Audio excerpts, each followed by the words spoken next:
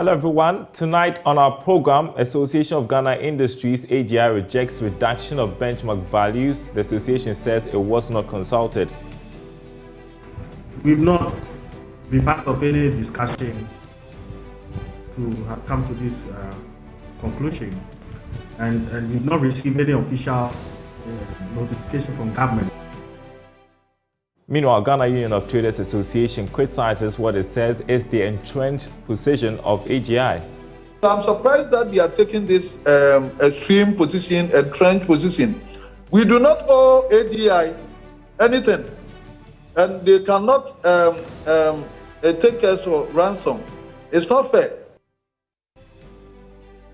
Also coming up, Israeli embassy investing $20,000 in some agri-technology startups. To all sorts of hotels in Ghana. We began to do.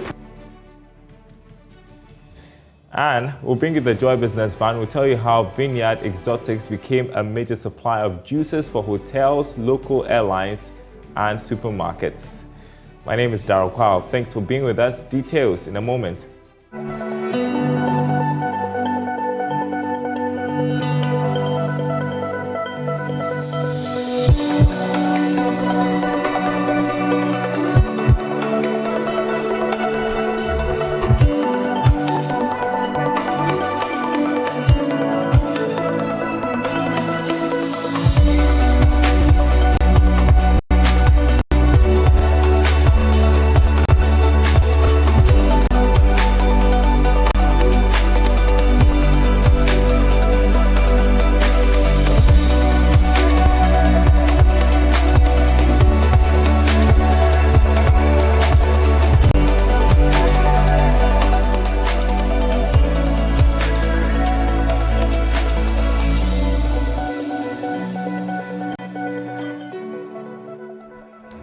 We are closely watching the price of Brent crude, currently at $98 a barrel. We are gradually reaching the $100 mark, and you know what that means for fuel prices as well.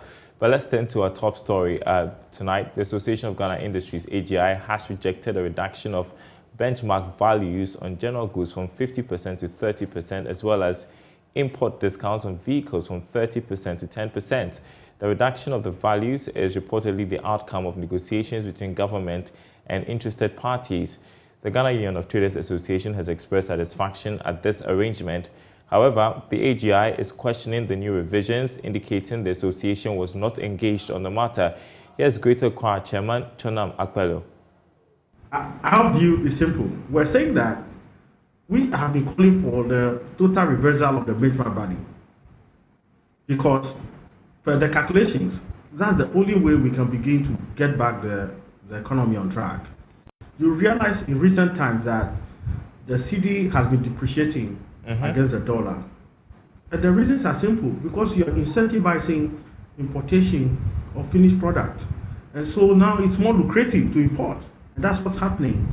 And it's making the local economy suffer, because it is only when you expand your local production and actually even export that you improve your currency, value and so on.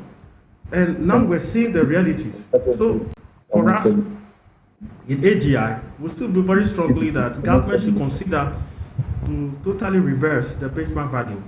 That way, all of us as a country will begin to be excited and be happy in building the nation Ghana together. All right, so we need to make this clear. The official position of the AGI on the issue with the benchmark values is that you haven't agreed to the reductions that are being reported in the media. I'm not aware of any government consultation with AGI as far as this new announcement is concerned. So as far as you are concerned, where are we at in terms of negotiations with all the interested parties? We're waiting to be called to have that discussion. Well, meanwhile, the Ghana Union of Traders Association has expressed surprise at what it says is the entrenched position of the AGI. Government suspended it for us to have a broader stakeholder engagement. The GRA met with us individually and talked with us. And so I'm surprised that they are taking this extreme position, entrenched position. We do not owe AGI anything, and they cannot take us for ransom. It's not fair. What they are doing is not fair. They are just being extreme and just trying to manipulate government. So you are saying that just a minute.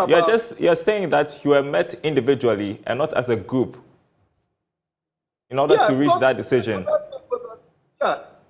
So don't you think that the AGI has a point there when it says that we didn't agree to a reduction? They didn't agree to what? A reduction in the benchmark values. They do not run the economy of state. They are giving their petition to government. They were seeking 100% withdrawal of the benchmark policy, reduction policy. And government have listened to us also. And then government says that, no, he cannot take all the 50%, but he can go halfway with us. It means that government have listened to their pleas. And they cannot take us for ransom. We are not going to accept that. We do not owe AGI. Well, away from the controversies with the benchmark value policy, Israel is investing $20,000 in some Agritech startups here in Ghana. The Israeli embassy, in collaboration with InnoHub, a software development company, and the PS Program for Global Innovation, is supporting Agritech companies through the Israel-Ghana Agritech Accelerator program. As part of the program, a demonstration day was held to enable participants pitch their businesses to an expert panel. There's more in this report. The Israel-Ghana Agritech Accelerator program aims at supporting and enhancing the capacity of local agritech businesses to build on the technology innovation component to improve the agricultural sector. According to the head of trade and economic relations at the Israeli embassy, Ayelet Levin-Karp, the program is to create an avenue for both countries to learn from each other. Hence, the value derived cannot be quantified. With a program, we are very happy with the outcome, and yet, of course, there are things that we would improve for the next version. That feedback that we got both from the Israeli mentors and experts and from the Ghanaian companies showed that there's definitely value and interest from both sides for this program. So we definitely want to continue these programs, but we are not only focusing on this program only, but we are looking at the bigger picture, and we want to see how we bring these two agriculture sectors together in many different levels. So it's, of course, for the government-to-government programs that we are doing, for the business-to-business models, and in this program too. And we have various programs in the agricultural sector because we see a lot of opportunities there, both for the Israeli and the Ghanaian ecosystem. Chief Executive of InnoHub, Nelson Amu, indicated that one of the objectives of the program is to connect Ghanaian agritech startups with Israeli investors and experts. Essentially, we noticed that when we talk about scaling for farmers, productivity to value addition, the technology component is not always coming out strongly. And there are a few startups in the country who are seeking to support farmers with the right technologies to be able to, one, scale their production and add value in terms of packaging and processing. So what we sought to do is to find these agri-tech startups and support them to be able to enhance the operations, enhance their technology. So we, through the help of the Israeli embassy and through some Israeli partner called the PS Program, we got them Israeli mentors who worked with them to really enhance the technology component of their innovation. And then through that, they're able to scale up their project, scale up their business, and ultimately the end game is how can they provide more support to the agricultural value chain in the country, right from production or pre-production to value addition or processing. The Israel-Ghana Agritech Accel ran a 3-month training encompassing classroom sessions, participant-led workshops, and individualized mentor support. It was climaxed with a demonstration day. Now, still agri-related, some women farmers in the Upper East region say wildlife such as elephants and the indiscriminate cutting down of trees is a major challenge affecting the agri sector in that region. This was revealed at a gathering of royals from across the country to find solutions to the challenges confronting women in the area. Joy Businesses, Beverly Broom was there and comes through with this report. In Ghana, about 80% of subsistence farming is practiced by women, hence the contribution of women in the agricultural sector cannot be overlooked. But unfortunately, these women face several challenges that hinder their farming activities. In the Upper East region, one of the country's most deprived areas, A major problem affecting farmers noted by Portia Asumda, leader of the Kusanaba, is the invasion of elephants and cutting down of their shade trees for charcoal. First of all, I would like to say that, in fact, the elephants, it has not been easy for us in the community there. They are living with us. We have done all our best to drive them away, but it is not easy. Last year, we didn't get any crop home. The elephant took everything from the farm. And the other problem is our shade trees have been cut. They've been cutting it down for charcoal and other things. And when you go to talk, they don't mind us. So we'll be very happy if the government can do something, work with Assemble and do something. Some queen mothers in the southern sector speaking to Joy Business at a gathering of royals and stakeholders of the food and agricultural sector discussed major concerns hindering the growth and sustainability of women farmers in their districts and communities. The most prominent need is finance, because it's very difficult to find money in Ghana. Trying to find money in Ghana is like trying to get money out of a stone. So if there were facilities whereby one could access funds to support the farm, hand in hand with the bankers, so they could follow the progress of what's going on the farm, that would help a lot. Land acquisition is one, access to land, especially for the women, and two, road network to the various farms. After the produce, how to transport it back home is a problem. The third point is the capital for the farming, because we realize that now Agritech take a vast distance. If you don't have money, capital to start, it will be very difficult for you to do. And we also made mention of the cattle. The cattle is destroying the whole farm, and normally they don't move in the daytime, they move in the night while you are sleeping. We have the biggest plantation farm in Osudoku. That's the banana farm. It seems the whole West Africa. Osudoku has that biggest plantation farm. But the road to the banana farm is more dangerous. So sometimes what I know is when they send the products to the airport, they bring them back because there are scratches on the banana. Deputy Minister of Food and Agriculture, Yao Frimpong Ado, said that even though the concerns raised are not new to the ministry, he promised his outfit will work on resolving the issues. The challenges that they brought out, it's not that we don't know about the challenges, but the emphasis they laid on, these are queen mothers representing all the women in their various areas, traditional areas. When they say something, you should know that these things have weight.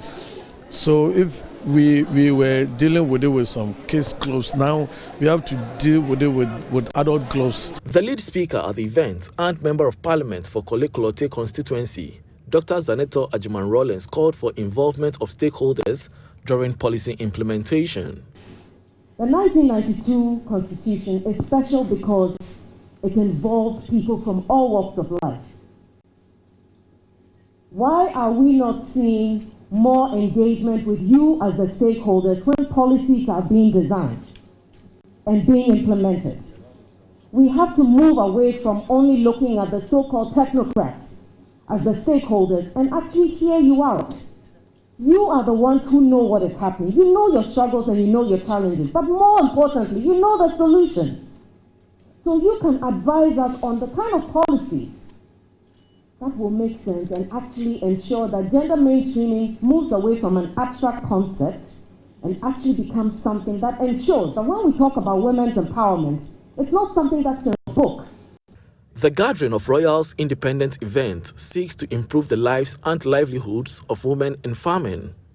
All right, before we go tonight, let's take you around the world for the latest international stories.